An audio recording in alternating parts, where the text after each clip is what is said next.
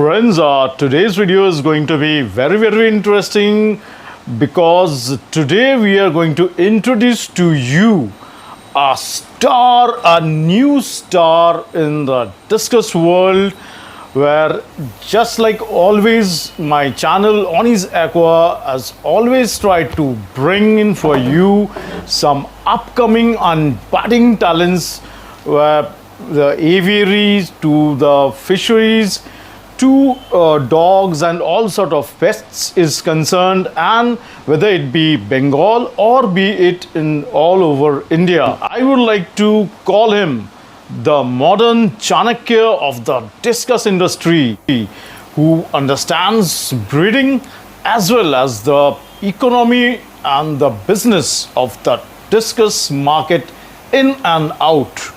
So let's meet new champion. So here's Mr. Shiva for you. So hello Shivada. Hi Anida. Welcome to Oni's Aqua. So if you could kindly give a very brief introduction of yours. Welcome to Sara's Discus World. My name is Shiva. I am a discus hobbyist, and I have been running my setup since last few years. Recently we have started a small setup, a farm setup basically, जो कि बदलापुर में located है, करीबन मुंबई से काफ़ी नज़दीक है, वैसे तो 40-45 किलोमीटर की दूरी पे।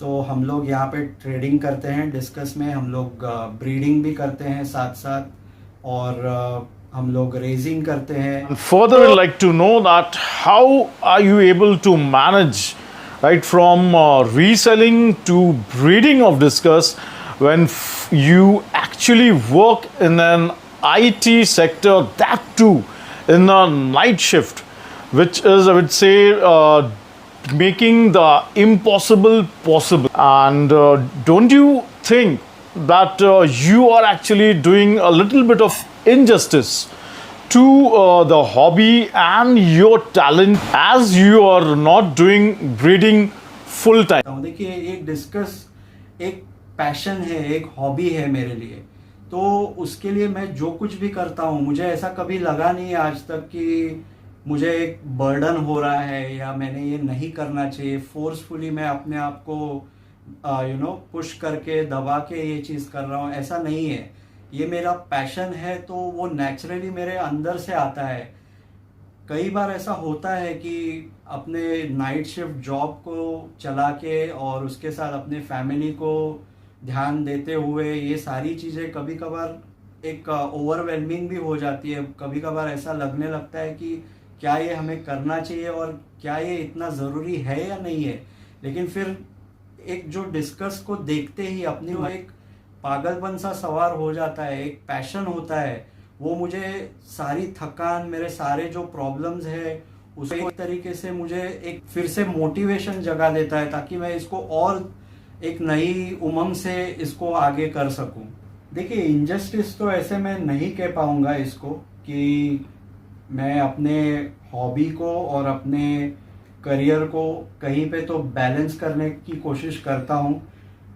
एक एज अ हॉबीस्ट मेरा ये सपना ज़रूर है कि मैं आगे इस हॉबी में सिर्फ एक हॉबी न रखते हुए इसको आगे एक कमर्शियल टच दूं। इसको जैसे बहुत सारे बड़े बड़े आज तक जो ब्रीडर्स हो चुके हैं या अभी भी है, जैसे कि मैं अपने एक करीबी जो सैम्स डिस्कस है, जो संजय खंडागले जी है, उनके फार्म को जब देखता हूँ या उनके पास जब भी विजिट पे जाता हूँ, तो मुझे एक मोटिवेशन सा होता है। और जैसे कि कहीं ना कहीं उनकी एक जो स्टोरी है, वो अगर मैं देखूं तो मुझे अपने आप में एक मोटिवेशन सा जग जाता है कि अगर वो कर पाए ये चीज़ को, वो भी एक कॉर्पोरेट जॉब करते थे और उसके बाद वो इस हॉबी में इतने आगे बढ़ चुके हैं, जो कि एक उन्होंने आइकॉनिक अपना एक इमेज बनाया है डिस्कस हॉबी में, कि उन्होंने एक्सपोर्ट किया है बड़े पैमाने पे। तो मुझे ऐसा लगता है कि हम भी ये कोशिश हमें भी करनी चाहिए कि as a make in India, या फिर अपने देश का नाम आगे इस फील्ड में हम आगे बढ़ा सके। जैसे अभी आप देखोगे तो सिर्फ मलेशिया, इंडोनेशिया, यही कुछ गिने चुने देश है जो एक डिस्कस के लिए बहुत बड़े पैमाने पर एक्सपोर्टर माने जाते हैं। तो इंडिया में भी पॉपुलेशन को देखते हुए या इस हॉबी को आगे बढ़ते हुए बहुत ज़्यादा पोटेंशियल है।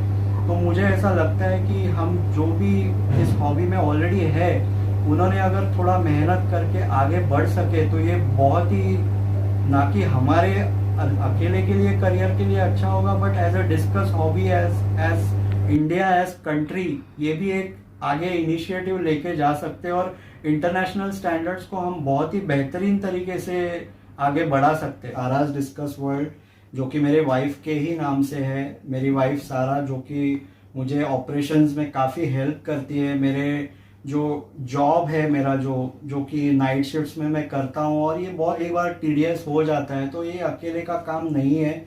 इसमें आपके बेटर हाफ का अगर सपोर्ट नहीं हो तो ये इतना यहाँ तक पॉसिबल या सक्सेसफुल नहीं हो पाता। मेरे अजीज दोस्त जो है मिस्टर परेश पाटिल, जो एक्वांटिका करके उनके डिस्कस फर्म रन करते हैं, तो उन्होंने भी मुझे कई बार मुझे हेल्प किया है, और उनका जो एक सपोर्ट, उनकी जो हेल्प है, इसकी मैं कंपैरिजन या उसको मैं कभी भी तोल नहीं सकता हूँ। We actually go with imported discuss, which would say is considered as superior by majority. So how come you actually go against the flow and you are doing Indian discuss? So isn't it a bit of a risk going against the flow? देखिए, जब breeding में मैं जाता हूँ तो ऐसा कुछ नहीं है कि मैं इंपोर्टेड ब्रीड करता हूँ या सिर्फ इंडियन ही ब्रीड करता हूँ, ऐसा कुछ नहीं है। जो मुझे मच्छी लगती है कि अगर इस डिस्कस में पोटेंशियल है और वो मुझे पसंद आता है, और मैं अगर सोचता हूँ कि अगर इसको मैं ब्रीड करूँगा तो मुझे एक अच्छा आउटपुट मिलेगा, तो मैं वो ये नहीं देखता कि वो इम्पोर्टेड है या इंडियन है। क्योंकि देखिए अनिता, मच्छी पे तो कुछ लिखा नहीं है ये इंडिया से आई है या ये मेड इन इंडिया, पर ऐसा कोई टैग तो लिखा नहीं है। तो जैसे मैं आपको बता रहा हूँ कि मच्छी अगर उस क्वालिटी की है, और इसमें कोई दो राय नहीं है कि इंडियन मच्छी भी अच्छे स्टैंडर्ड की, अच्छी क्वालिटी की आजकल बन रही है। तो जैसे मुझे मच्छी पसंद आती है, मैं उस तरीके से ब्रीडिंग के लिए वो प्रोग्राम में ऐड करता हूँ। Shivada, we'd like to know that whether your brood stocks are actually Indian discus or the imported discus, and would like to know the reason behind it. देखिए अनिता, इम्पोर्टेड डिस्कस, ये कोई शक की गुंजाइश नहीं है इसमें कि ये बहुत ही अच्छी क्वालिटी की मच्छी होती है, जो जैसे कि मलेशिया, इंडोनेशिया या फिर और सारे फार्म्स है जो कि वियतनाम में, सिंगापुर से जो ये मच्छियाँ आती हैं, इनकी क्वालिटी के बारे में कोई डाउट नहीं है, ये बेहतरीन होती है।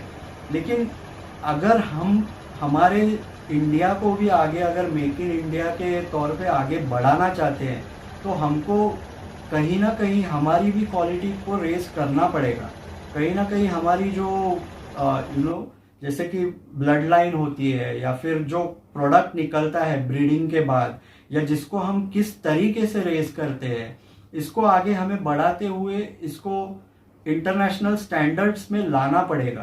तो इंडिया में बहुत ज़्यादा ये पोटेंशियल है और हम वो कर सकते हैं। इसके लिए मैं सोचता हूँ कि मेक इन इंडिया के तहत हम आगे जा सके। तो मेरा ऐसा कोई उसमें कोई मतलब बायसनेस नहीं है कि इम्पोर्टेड डिस्कस ही अच्छा होता है या इंडियन डिस्कस अच्छा नहीं होता है। दोनों भी क्वालिटी कर सकते हैं हम लोग, ठीक है। इम्पोर्टेड डिस्कस तो पिछले कुछ सालों में हमने देखा ही है कि वो तो बेहतर आते ही है। जैसे उनका जो ग्रेड है, स्पेशल ग्रेड होता है या फिर शो ग्रेड डिस्कस होते हैं। लेकिन इंडिया भी कहीं ना कहीं उभरता हुआ एक सितारा हम कह सकते हैं, मार्केट में एक जाग रहे हैं। जैसे हॉबीस्ट आज आप देखोगे काफ़ी सारे यंग हॉबीस्ट हैं जिन्होंने एक अपनी छाप छोड़ी है कि अच्छे से अच्छा और बेहतर से बेहतर डिस्कस बनाया है। और अगर आप उसको देखोगे तो कोई कह नहीं पाएगा कि ये इंडियन ब्लड लाइन का या फिर इंडियन ब्रेड डिस्कस है। कोई देखकर ऐसा भी बोल देगा कि अरे ये मलेशिया से लाया आपने, या कौन से बड़े फार्म से आपने इंपोर्ट किया है। तो उतनी क्वालिटी धीरे धीरे हम लोग सुधारते जा रहे हैं और हम में भी वो पोटेंशियल है, तो हम क्यों ना आगे बढ़े। When importers import their imported discus, they are actually able to calculate the margin, the profit they derive out of it. Breeders in general, like you, are you able to calculate the exact profit out of it, what you derive after breeding? And if so, like how are you able to calculate that? देखिए, ये एक सवाल जो है इसके ऊपर कई सारे फैक्टर्स डिपेंड करते हैं। तो जैसे कि आपने कहा कि अगर इम्पोर्टर इंपोर्ट करता है अगर उस मच्छी को और उसको जाके इंडियन मार्केट में सेल आउट करता है, तो काफ़ी सारी चीज़ें उसमें भी इन्वॉल्व रहती है, जैसे कि कस्टम ड्यूटी हुआ, इंपोर्ट कॉस्ट हुई, या उसके बाद जो लैंडिंग कॉस्ट होती है इंडिया में लाने के बाद, इसके बाद कुछ क्वारंटाइन का प्रोसेस होता है। तो कई सारी जो प्रोसेस होती है जिसको जाके फिर वो उसको इम्पोर्टर आगे ये सोचता है कि अगर मैं इसको बेचूंगा तो क्या रेट में बेचूंगा, या इसको अभी बेचूंगा या 6 महीने बाद बेचूंगा। तो उसी तरीके से अगर हम लोग यहाँ पे ब्रीड करते हैं तो उसी तरीके से ब्रीडिंग में भी ये चीज़ होती है। जैसे अगर हमने ब्रीड किया है तो उसके ऊपर काफ़ी सारी मेहनत होती है। बेबीज को फ्राइज को रेस करना है तो उसको ब्राइन श्रिम्प दिया जाता है, उसके बाद उसका फीड का जो कैलकुलेशन होता है वो होता है।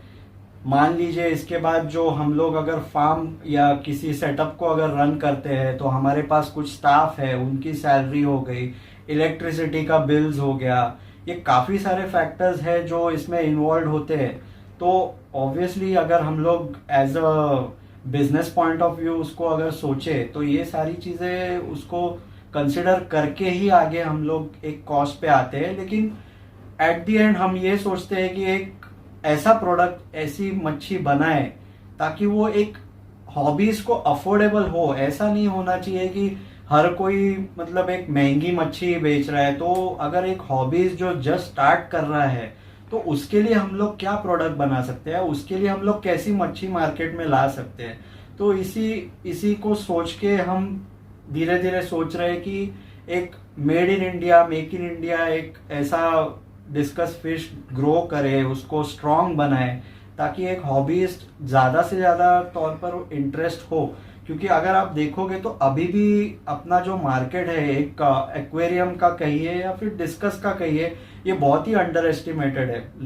काफ़ी सारे लोग बहुत सारे पेट्स संभालते हैं, जैसे रखते हैं, डॉग्स है, कैट्स है, बट अभी भी एक्वेरियम जो है वो काफ़ी सारा अंडर एस्टिमेटेड और बहुत ही पोटेंशियल वाला मार्केट है, जिसको धीरे धीरे अभी एक ग्रिप मिल रही है, ग्रोथ मिल रहा है। तो हम लोग उसी चीज़ को ध्यान में रखते हुए आगे ब्रीडिंग प्रोग्राम हमारा सेट कर रहे हैं और ज़्यादा से ज़्यादा ब्रीडिंग कर सके और अच्छी क्वालिटी का फिश दे सके मार्केट में, जो कि अफोर्डेबल भी हो। In respect to discuss, which is the safest route you would like to say?